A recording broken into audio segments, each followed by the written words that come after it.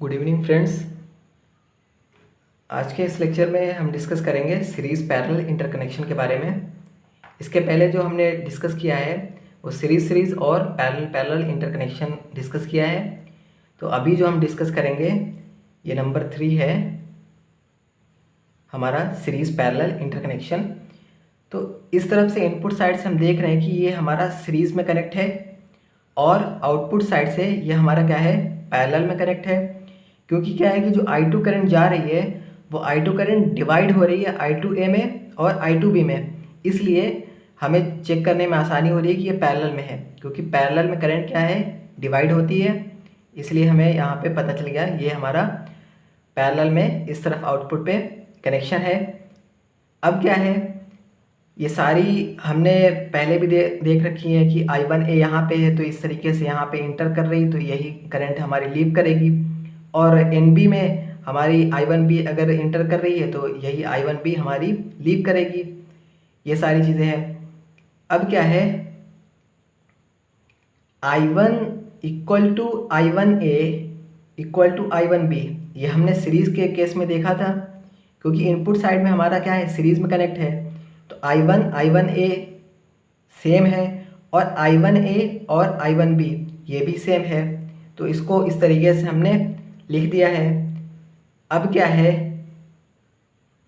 यहाँ पर एक और चीज़ है, V1 के लिए क्या है कि हमारा यहाँ पे V1A है, V1A प्लस V1B। यहाँ पे इसके क्रॉस हमारा कितना है, V1 है, और ये हमारा जो नेटवर्क है NA है, इसलिए V1A, और ये हमारा NB है। यहाँ पे मैं लिख दे रहा हूँ V1A इसके क्रॉस है, इसके क्रॉस कितना है, V1B। ये चीज़ें हमने लिख ली है। उसके बाद I2 करंट के बारे में यहाँ लिखेंगे। I2 करंट क्या है, इन दोनों में डिवाइड हो रही है, I2A और I2B में। तो I2 करंट क्या होगी, I2A प्लस I2B। ओके। उसके बाद ये हमारा आउटपुट वोल्टेज है V2। ये आउटपुट वोल्टेज जो है हमारा, यहाँ पे कितना आउटपुट वोल्टेज हमारा होगा, V2B, और इसके क्रॉस हमारा कितना होगा, V2A।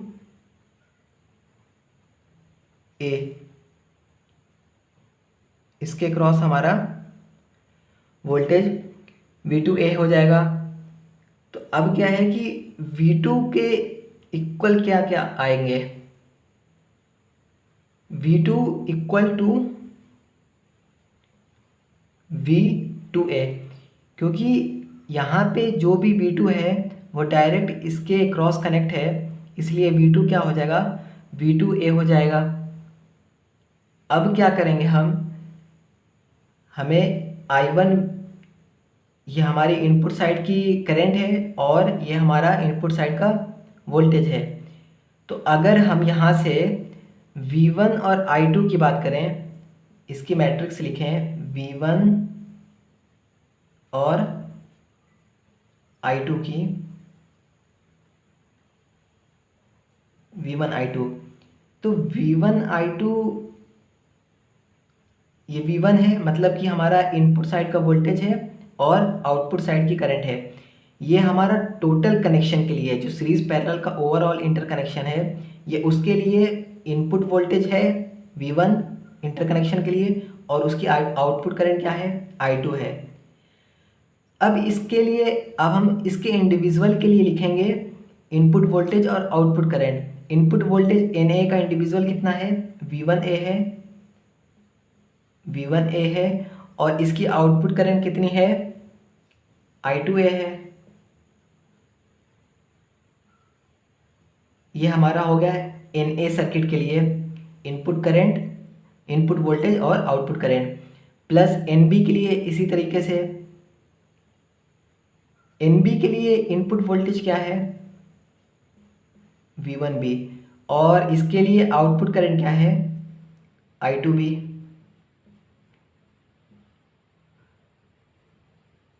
I2B इसके लिए आउटपुट करंट है। अब क्या है कि हम यहाँ पे V1 और I2 है, हमने H पैरामीटर में पढ़ा था V1 I2 equal to H parameter की मैट्रिक्स इंटू I1 V2 उसकी मैट्रिक्स, H पैरामीटर में हमने पढ़ रखा था। तो यहाँ पे हम NA जो 2 पोर्ट नेटवर्क है इसकी बात हम यहाँ पे कर रहे हैं। तो V1 I2 इक्वल टू क्या होगा, H पैरामीटर ऑफ A, और इसके साथ में V1 I2 equal to H times I1 V2। I1 यहाँ पे क्या हो जाएगा, I1 V2, मतलब कि इसकी करंट क्या है, इनपुट करंट है I1A, और V2 का मतलब क्या है, V2A, इसका आउटपुट वोल्टेज V2A।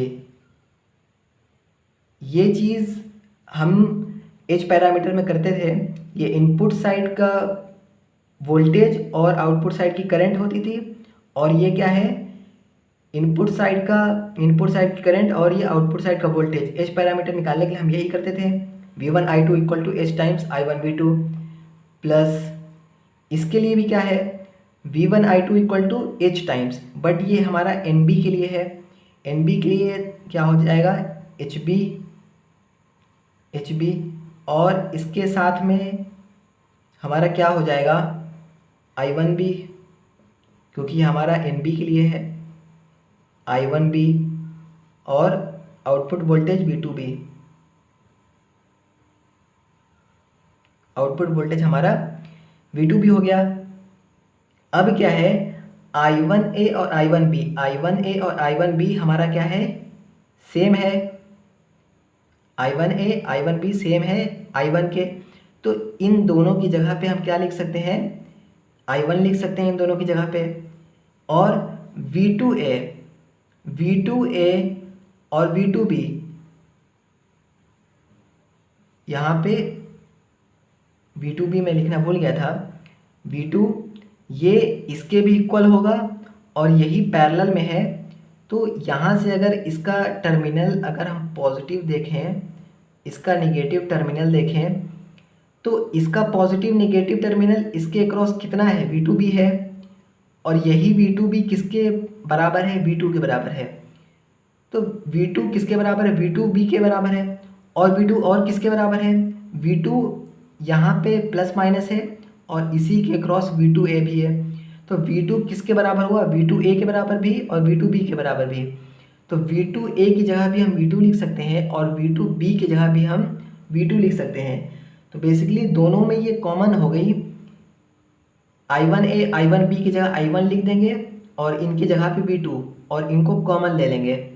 तो उस पर हम फिर क्या लिख सकते हैं, V1 I2 इक्वल टू, इनको बाहर कॉमन ले लिए तो HA प्लस HB बचेगा, matrix HA matrix plus HB matrix, और ब्रैकेट के जो बाहर में है वो हमारा इन दोनों में जो कॉमन आया था, वो कॉमन क्या आया था, I1 और V2।